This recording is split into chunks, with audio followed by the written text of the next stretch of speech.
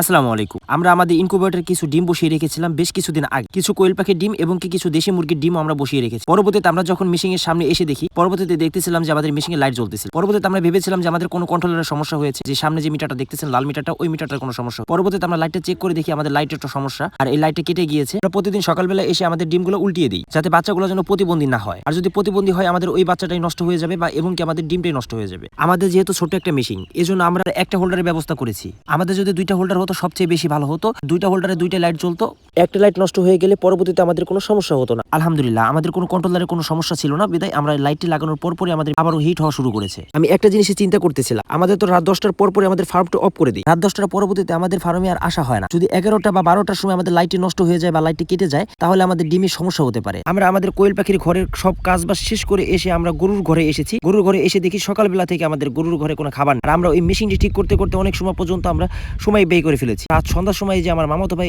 যে কিছু ঘাস কেটে এনেছিল, ওই ঘাস দিয়ে দিতেছিলাম কেটে কুচি কুচি করে। কারণ কি, যদি আলাম ভাবে দিই তাহলে ঘাসগুলো নষ্ট করে ফেলে আগার পাতা খেয়ে ওই গুঁড়াটা ফেলিয়ে দেয়। এই জন্য আমরা ছোট ছোট করে দিই। পরবর্তীতে আমাদের ঘাস কাটা শেষ হয়ে গিয়েছে, আর আমরা গামলাতে পুরোপুরি ঘাসগুলো ভরতেছিলাম, ভরে আমাদের গরুর সামনে দিয়ে দিতেছিলাম। ফার্স্টে যে গরুটাকে খাবার দিতেছি, এই গরুটা আমাদের কিছুদিন আগে বিক্রি হয়ে গিয়েছে। বিক্রি হওয়ার প্রধানত কারণ হচ্ছে হলো আমাদের এই গরুটাকে বীজ দেওয়া হয়েছিল, থাইওয়াল 100 বীজ দেওয়া হয়েছে। আমাদের এই গরুটি বীজটি কনসেপ্ট করতে পারে না। পরবর্তীতে আমরা ভেবেছি যে এই গরুটাকে যে 2-1 বার বীজ দেওয়া হয়েছে, আর এই গরুটাকে আর বীজ দিব না, বীজটা থাকতেছে না। যে কথা সেই কাজ, আমরা গরুটিকে বিক্রি করে ফেলেছি। যারা আমাদের কাছ থেকে গরুটি কিনে নিয়েছিল তারা বলেছিল যে আজকে আমাদের কাছ থেকে নাকি এই গরুটি নিয়ে যাবে। তারা সম্পূর্ণ টাকা আমাদের কাছে পেমেন্ট করে রেখেছিল, যা পরবর্তীতে যেন এসে আমাদের কাছ থেকে গরুটি নিয়ে চলে যেতে পারে।